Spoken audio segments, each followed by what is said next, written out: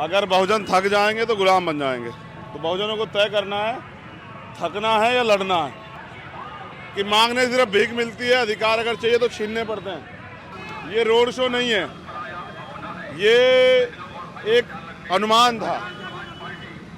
लगातार मैं जान रहा था कि लोग कह रहे हैं कि भाई वोट तो देंगे लेकिन सामने नहीं आएंगे क्योंकि मुख्यमंत्री मुकदमा लगा देंगे। तो मैंने अपने लोगों से कहा कि भाई ऐसे काम नहीं चलेगा। आज आप रोड शो रखो, लोगों से अपील करो। अब जो हमारे साथ खड़ा है वो आएगा, वो जरूर आएगा।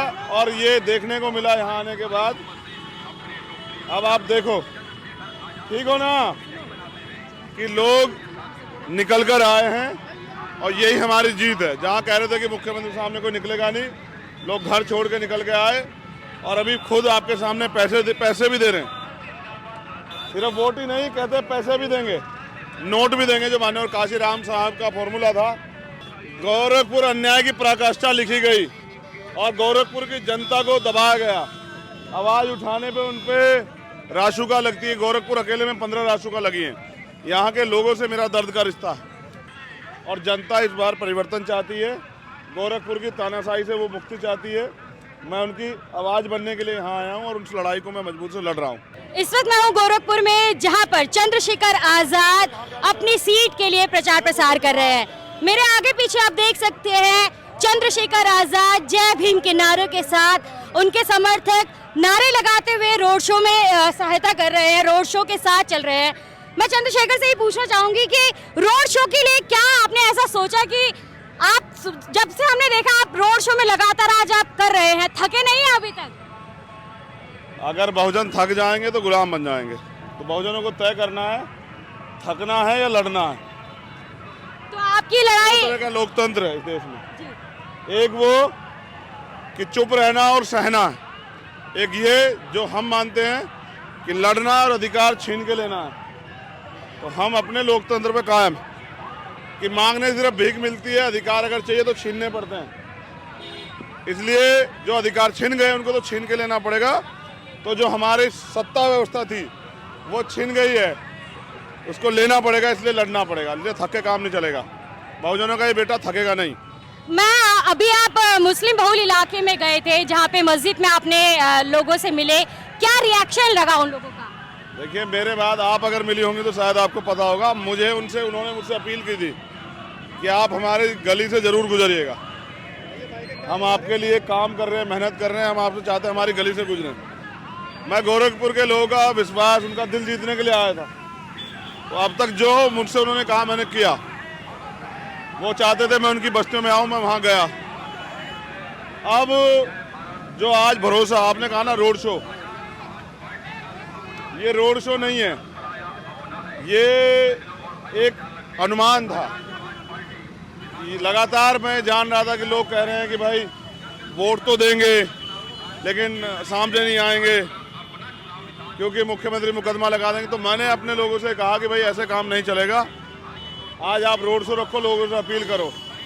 अब जो हमारे साथ खड़ा है वो आएगा, वो जरूर आएगा। और ये देखने को मिला यहाँ आने के बाद, अब आप देखो, ठीक हो ना, कि लोग निकल कर आए हैं और यही हमारी जीत है। जहाँ कह रहे थे कि मुख्यमंत्री सामने कोई निकलेगा नहीं, लोग घर छोड़ के निकल के आए और अभी खुद आपके सामने पैसे भी दे रहे हैं। सिर्फ वोट ही नहीं, कहते पैसे भी देंगे, नोट भी देंगे। जो माननीय काशीराम साहब का फॉर्मूला था। क्योंकि मैं यहाँ पूरा चुनाव चंदे से लड़ रहा हूँ।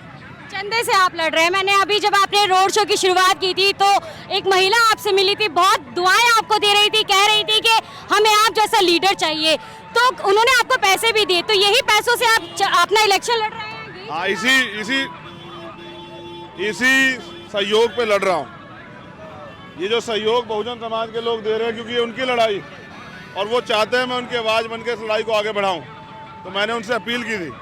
अभी भी अचानक से कहीं से आते हैं और मदद करा के जाते हैं। ये देखिए, चंद्रशेखर पर फूलों की बरसात उनके प्रशंसक, उनके समर्थक, उनके जो चाहने वाले वो कर रहे हैं। मेरा सवाल कि 403 विधानसभा में से गोरखपुर ही क्यों आपने चुनी? गोरखपुर अन्याय की पराकाष्ठा लिखी गई और गोरखपुर की जनता को दबाया गया। आवाज़ उठाने पे उन पे रासुका लगती है। गोरखपुर अकेले में 15 रासुका लगी हैं। यहाँ के लोगों से मेरा दर्द का रिश्ता है। यहाँ प्रियंका भारती के साथ एक पढ़ी लिखी बच्ची के साथ ब्लेंड बच्ची के हत्या होगी, कोई कार्रवाई नहीं। यहाँ अनीस कनौजिया की हत्या कर दी गई, कोई कार्रवाई नहीं। यहाँ एक व्यापारी जब वो आया उसकी हत्या कर दी गई। यहाँ अन्याय की पराकाष्ठा लिखी जा रही है। 2 बच्चे अभी मार के दबा दिए गए। ये है गोरखपुर। गोरखपुर का बीडीओ हॉस्पिटल का जो ऑक्सीजन केस आपको तो याद ही होगा, आपको मालूम होगा, उस पर अभी भी जो डॉक्टर कफील हैं वो अभी भी केस लड़ रहे हैं। वो आपके समर्थन में आज नहीं दिखे, क्या मतलब वो दूर हैं या वो दूर से ही समर्थन कर रहे हैं? देखिए, मैंने कहा ना कि अन्याय के खिलाफ लड़ना कठिन है। मैं नहीं चाहता कि इस लड़ाई में कोई सामने खड़े होकर किसी अन्याय का भागीदार बने, जबकि मैं तय कर चुका हूँ कि मैं अब गोरखपुर को छोड़ूंगा नहीं। तो हर सभी लोगों का समर्थन है।